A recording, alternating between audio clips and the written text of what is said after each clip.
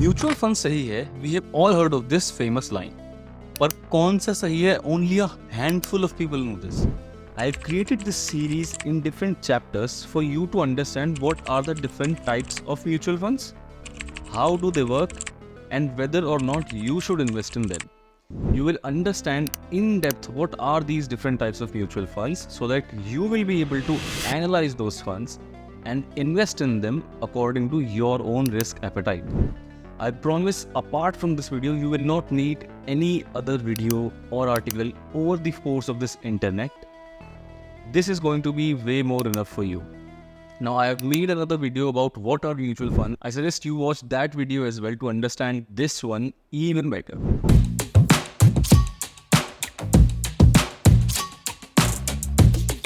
So let's get started directly.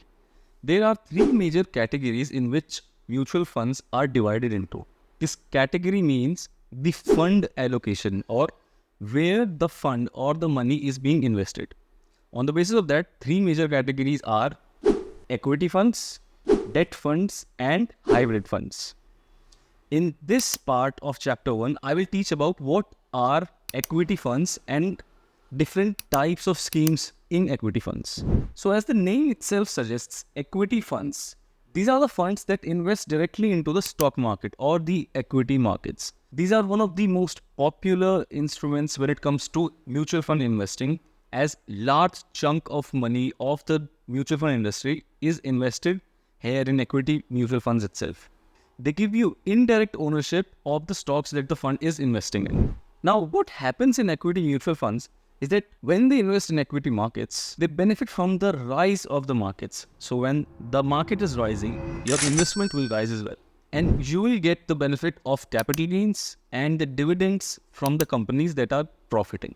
Now, the main reason that equity mutual funds are so popular among investors is they are one of the best instruments to gain wealth in the longer term.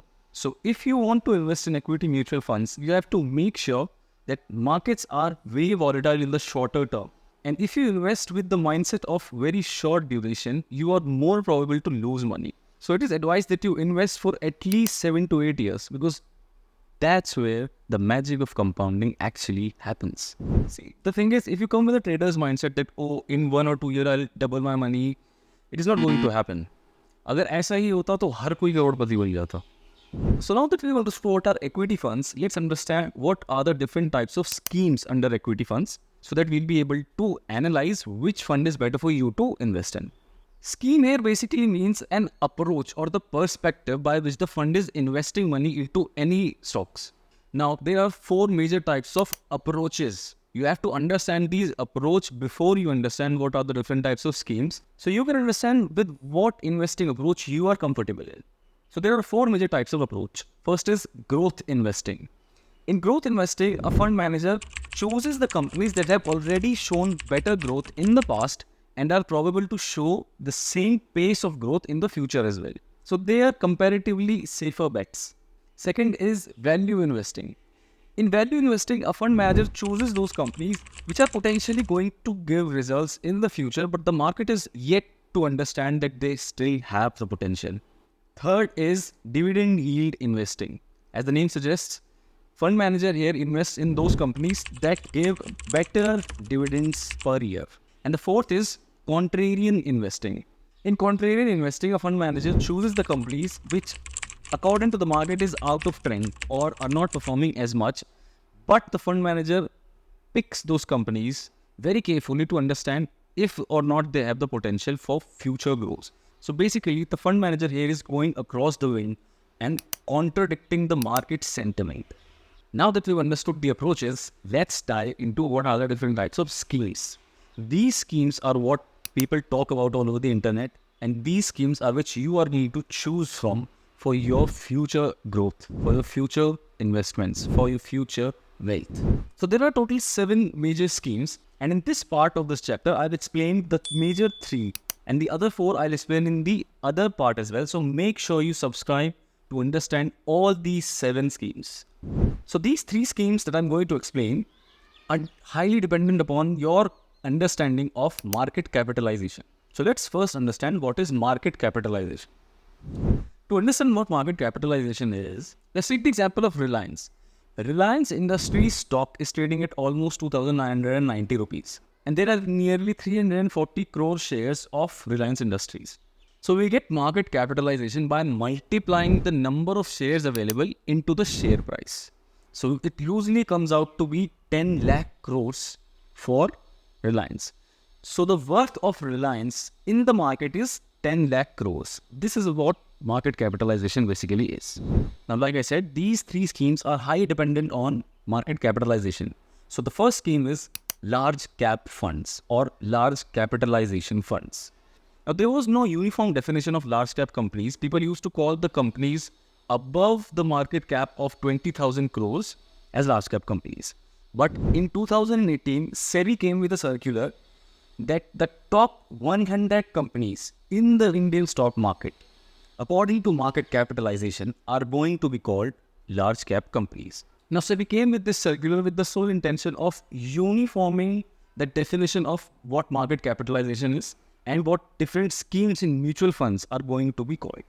Now, large cap funds are those funds that invest in these top 100 companies only. And according to SEBI's mandate, it is mandatory for them to invest at the very least 80% of their money in these companies. Now the question arises whether or not you should invest in large cap companies. Let's understand that large cap companies are the companies that are at such big scale. They've scaled to lakhs of crores and they are generating profits like anything. Now, because they are such big companies, they focus very less on taking risks that might hinder with their performances. So they are stable companies and they are very less volatile in the market. Volatility here means the fluctuation of their prices every day. And since they are safer bets for investment managers, they give moderate returns. Now, to imply what we have learned about large cap funds, let's take the example of a fund and analyze it. Now, make sure this is not an investment advice. You should always analyze your own risk appetite and then invest in any fund.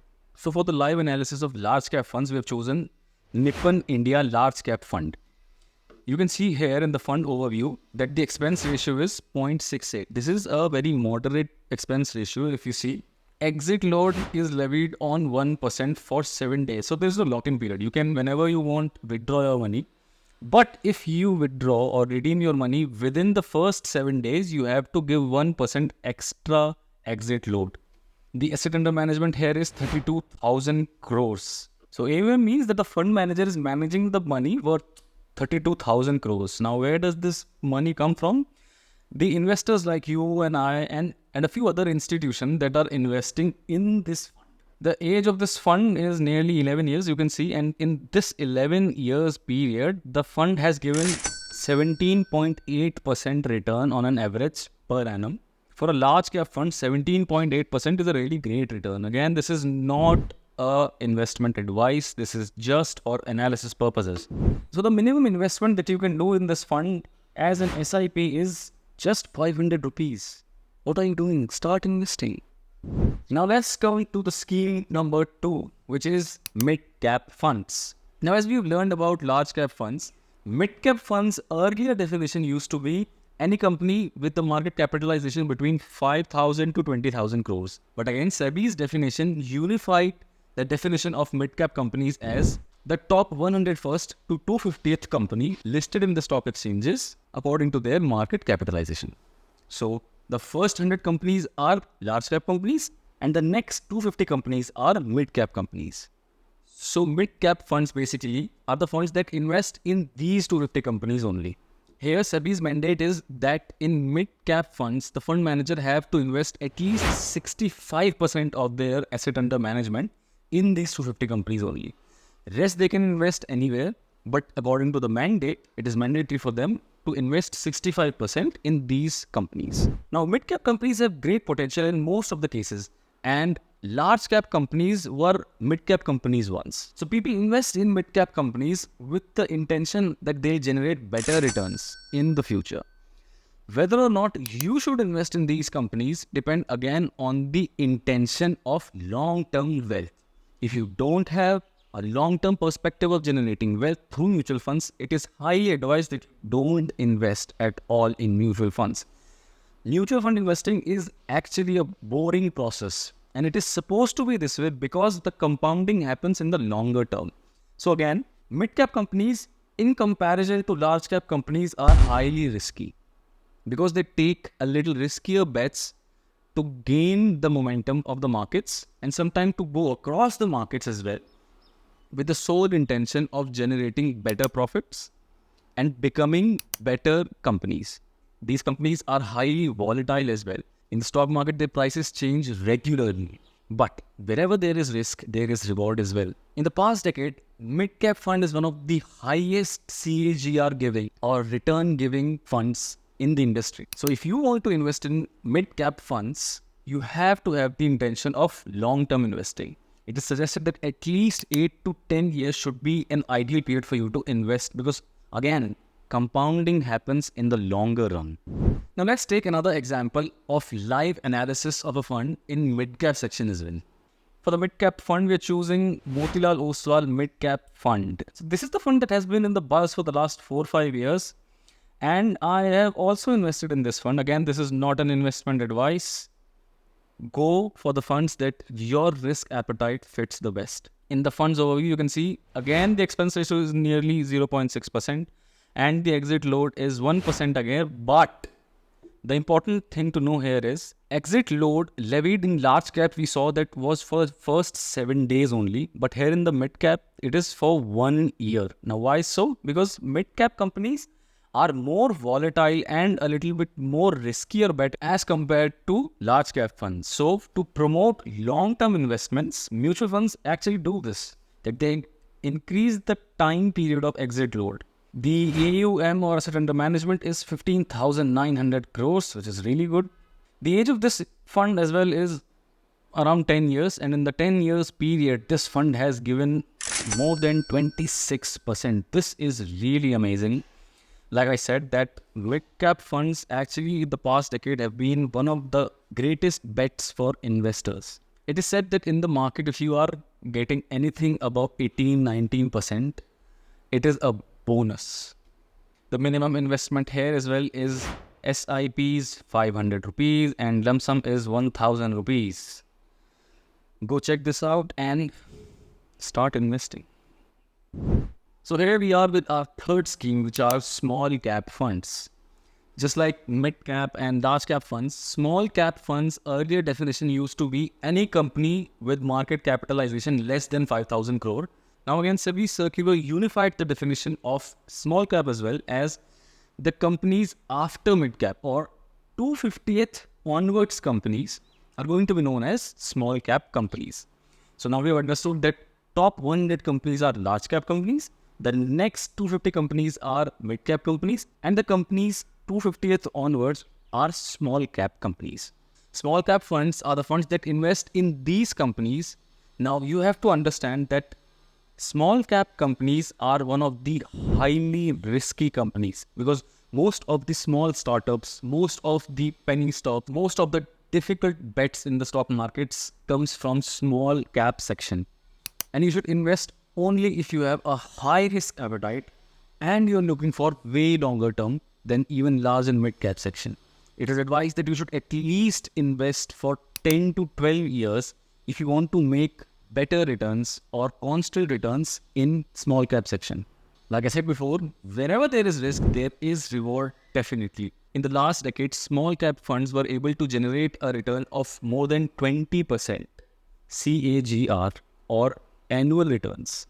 So if you want to invest, allocate the best funds and invest in small amounts. Once you get the hang of what these companies are or these funds are, slowly increase your amount for the longer duration. Now let's see an example of what small cap fund is with a live analysis. And remember that this is not at all an investment advice. This is just for analysis purpose. So for small caps live analysis, we have chosen Quant's small cap fund. This fund as well has been in the buzz, but probably for some wrong reasons.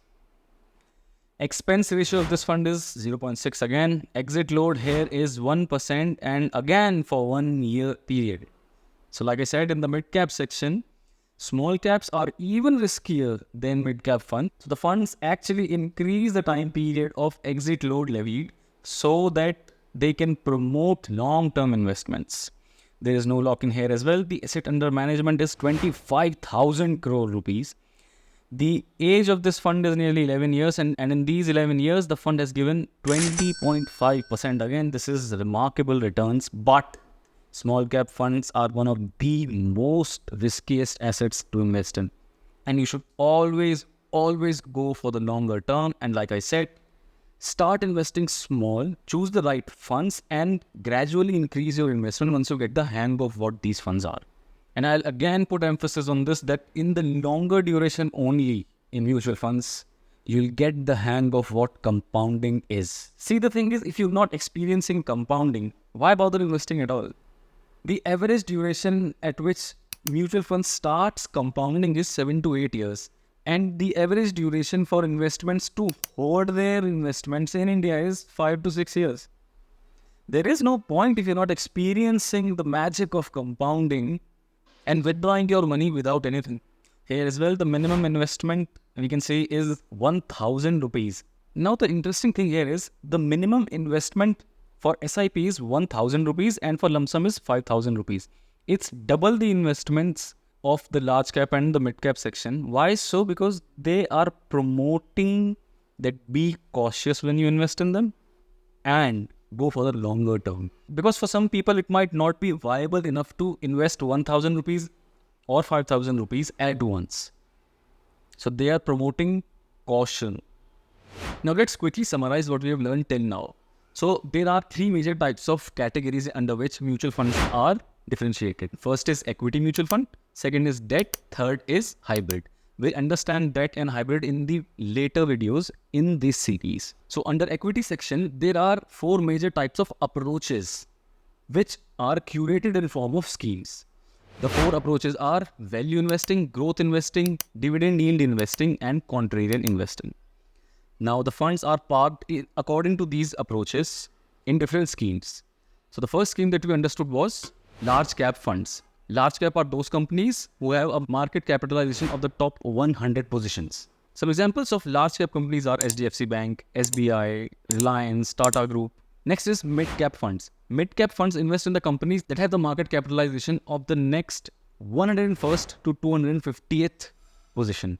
And they are to invest at least 65% of their investments in these funds. Just like large cap, minimum investment for them is 80% in the large cap companies. Some examples of mid cap companies are Apollo Hospitals, Oil India, Colgate Palmolive. Next are the small cap funds.